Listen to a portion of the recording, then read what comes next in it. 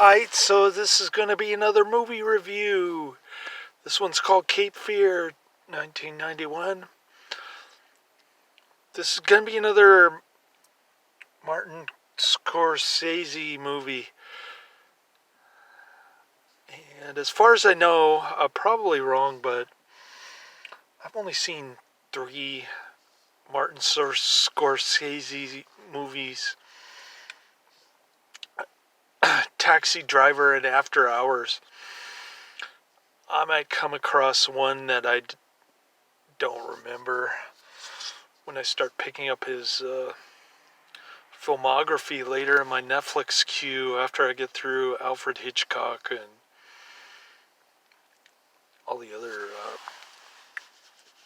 top 9 directors in the Psychotronic Video Guide. I've always thought of him as sort of a lamestream director, sort of mixed together with a Steven Spielberg type of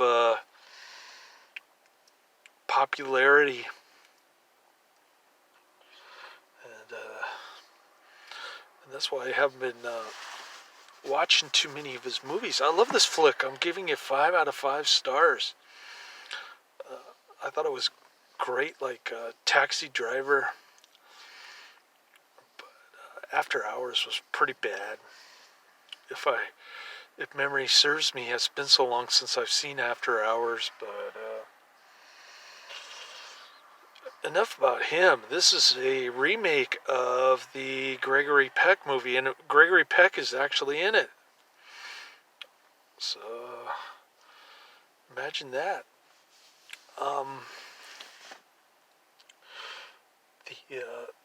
The guy from Seconds plays the judge in this one. So there's a little 18-year-old, 16-year-old in this one. Otherwise, she wouldn't be kissing Robert De Niro and licking his finger or his thumb or something. But yeah, she's pretty famous. A lot of big names in this one. You got Jessica Lange, Nick Nolte, Robert De Niro, who loves to curse out loud at Trump in front of a microphone. The guy's totally nuts. And then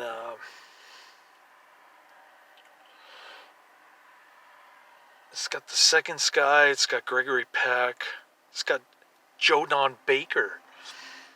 All of them are pretty animated and decent acting in this. Robert Mitchum. A lot of big names. But yeah, Robert De Niro plays this con who's gets out of jail after 14 years, and he feels like he was wrongly convicted because of his the defense, the public defender incompetence, played by Nick Nolte. And Nick Nolte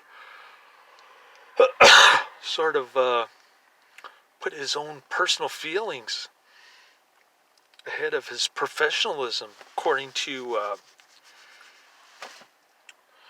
Robert De Niro character in Cape Fear, and he withheld evidence that would have exonerated him from the battery charge, 14 years of the brutal rape of a 16-year-old. I'm not sure how a 16-year-old can be promiscuous, and that would somehow lessen the rape accusation. Well, it was in Mississippi, so I guess the legal age of consent in Mississippi is 14. I'm not sure. South Carolina is probably 16. Who knows?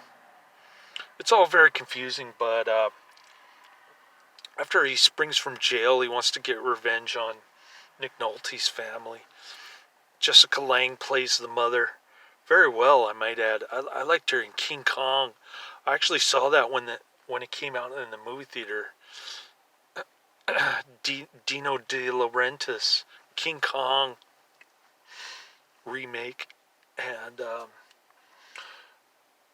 and then the 18-year-old, 16-year-old daughter. Um,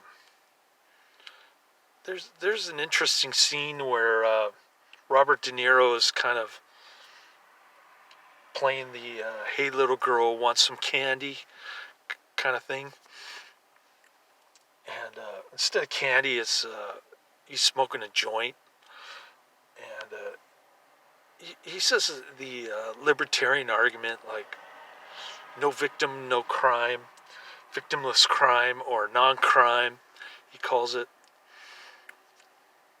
Um, Kind of interesting how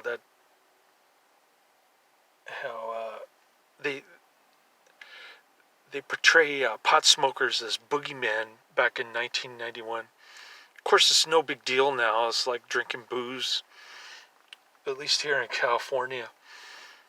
But back then, if you smoked a joint, that was considered you were considered part of the underground scene.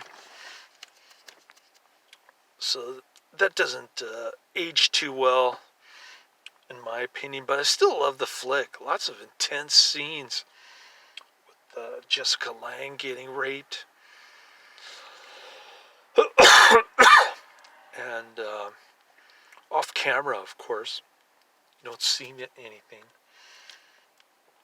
And then the 18, 16-year-old girl in her panties dreaming about Robert De Niro. The thing is, it was consensual, but I guess it's considered rape if she's 16, but she's not because she's really 18.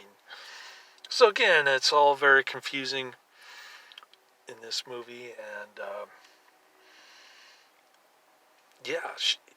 Robert De Niro rapes this Nick Nolte's side business, who's quite ugly, I might add. He actually eats a part of her face. This movie is brutal. At the end, when they're floating down the river, the 18-year-old, 16-year-old throws lighter fluid when he's trying to light a cigar. He's always smoking cigars. So his face gets all burned, and he goes overboard, but then he climbs back on. And cool looking castle freak type of makeup on Robert De Niro at that point. He definitely played the bad guy very well, despite his anti-Trump shenanigans, whatever he's trying to accomplish by cursing out Trump on the microphone in front of everybody. But decent Cape Fear. I had the Gregory Peck version of Cape Fear on my Netflix queue also, but they held it back. It said very long wait.